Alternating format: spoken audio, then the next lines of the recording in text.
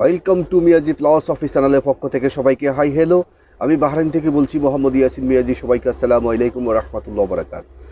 সম্মানিত প্রিয় গাইস, আজকের কন্টেন্টটি তৈরি করছি বর্তমান কম্পিটিশন মার্কেটে কিভাবে নিজের কাস্টমারকে বাড়াবেন এবং কিভাবে ব্যবসায় টিকে থাকবেন, এবং যিনারা বিজনেস করার জন্য পরিকল্পনা করতেছেন, ছোটোখাটো বিজনেস, যে কোনো বিজনেস রিসেন্টলি বা বিজনেস শুরু করে দিয়েছেন, তাদের জন্য আজকের এই টিপসটি। আমি একটা জিনিস বিশ্বাস করি, যারা বিজনেস করতেছে বর্তমানে ছোট থেকে বড় যে কোনো বিজনেসম্যান, তারা আমার থেকে অনেক বেশি জ্ঞান রাখে। তারপরেও যেহেতু আমি মোটিভেশনাল ভিডিও তৈরি করছি, জাস্ট আমি আমার চতুর্পাশে দেশে বিদেশে আমি যে সমস্ত আমার চোখের সামনে যে সমস্ত ঘটে যাওয়া অভিজ্ঞতা, সেই সমস্ত অভিজ্ঞতার আলোকে বাস আপনাদেরকে একটি ভিডিও উপহার দিচ্ছি। সেই ভিডিও অনুযায়ী আপনারা যদি কোনো নিজেদেরকে কন্ট্রোল করতে পারেন, তাহলে দেখবেন যে আপনাদের বিজনেস অটোমেটিক বেড়ে যাবে এবং কাস্টমারের কখনো অভাব হবে না। মানে সবচেয়ে বিজনেসের মূল হচ্ছে যে কাস্টমার ডিলেন্স করা। কাস্টমার না হলে আপনার বিজনেস হবে না, বিজনেস না হলে আপনার লাভ হবে না, লাভ না হলে আপনার আর কখনো সার্থকতা আসবে না। তো সুতরাং বিজনেস করতে হলে আপনাকে, যারা বিজনেস করতেছেন এবং যারা বিজনেস করার সিদ্ধান্ত নিয়েছেন, তাদের জন্য আজকে এই কৌশলগুলা। বিজনেসকে নিয়ে এত বাড়াবাড়ি কেন, বিজনেসকে নিয়ে এত ভিডিও কেন?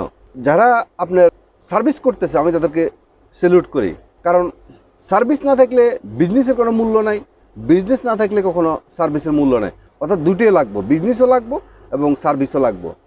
এখন দেখেন, যাদের মনে করেন শিক্ষাগত যোগ্যতা কম, বা তাদের বিভিন্ন কারণবশতে, পারিপার্শ্বিক কারণ হোক, রাজনৈতিক কারণ হোক, যে কোনো কারণ হোক, যে কোনো সমস্যার কারণে তাদের সার্টিফিকেটের মেয়াদ চলে গেছে, তারা এখন কোনো সরকারি চাকরি পাচ্ছেন না বা প্রাইভেট কোনো কোম্পানিতে তারা জব করতে পারতেছে না, তাহলে তারা কী করবে?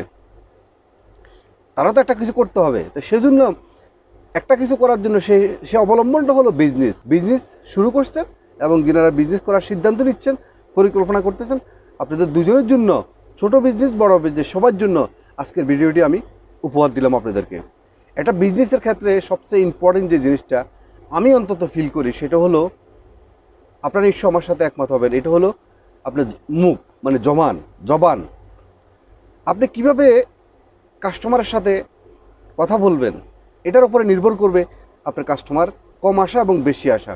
যদি কখনো আপনি দেখেন আপনি এটা পারেন না, যে কোনো কারণে আপনি সুন্দর ব্যবহার করেন না, করতে পারেন না, তাহলে আপনি এটাকে প্র্যাকটিস করতে হবে, অভ্যাসে পরিণত করতে হবে।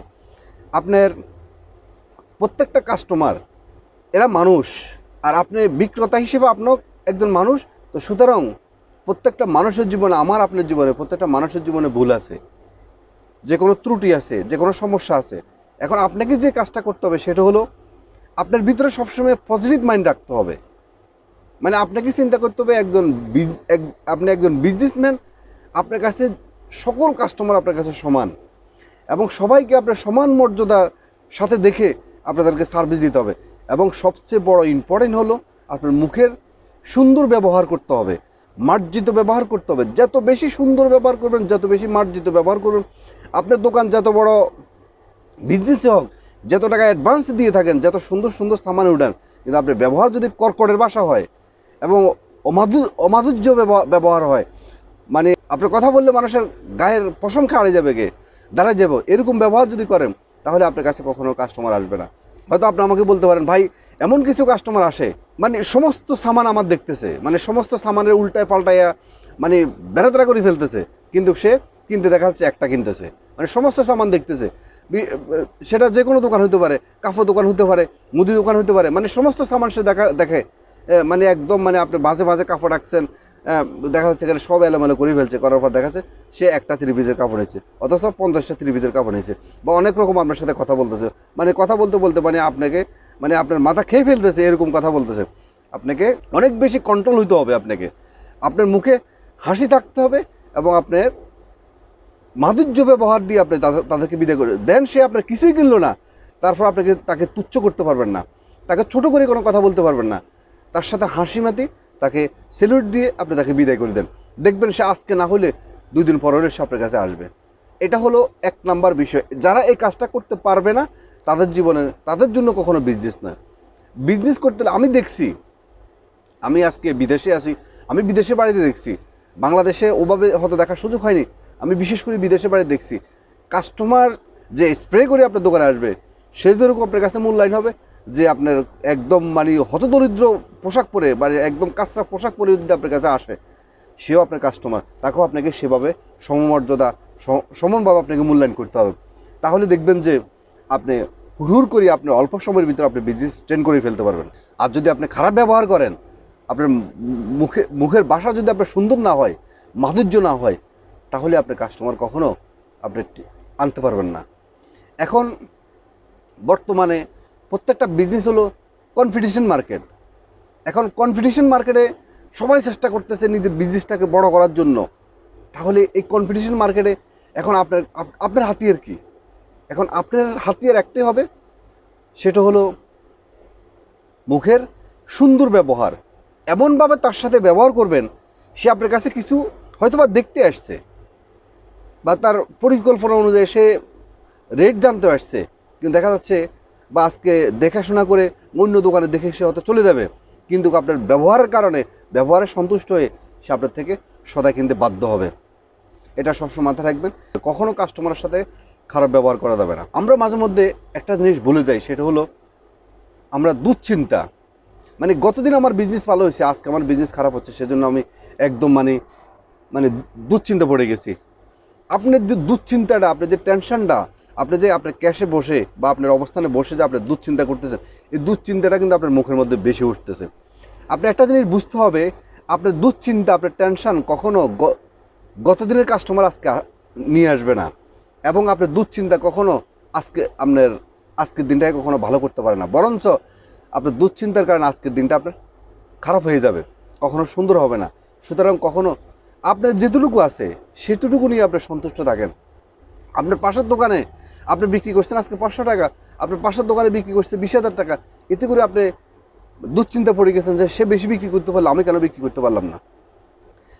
কাস্টমার কখনো আপনার হাতের উপরে নাই, কাস্টমার হলো আপনার রিজিক, আপনার রিজিকের উপরে নির্ভর করবে।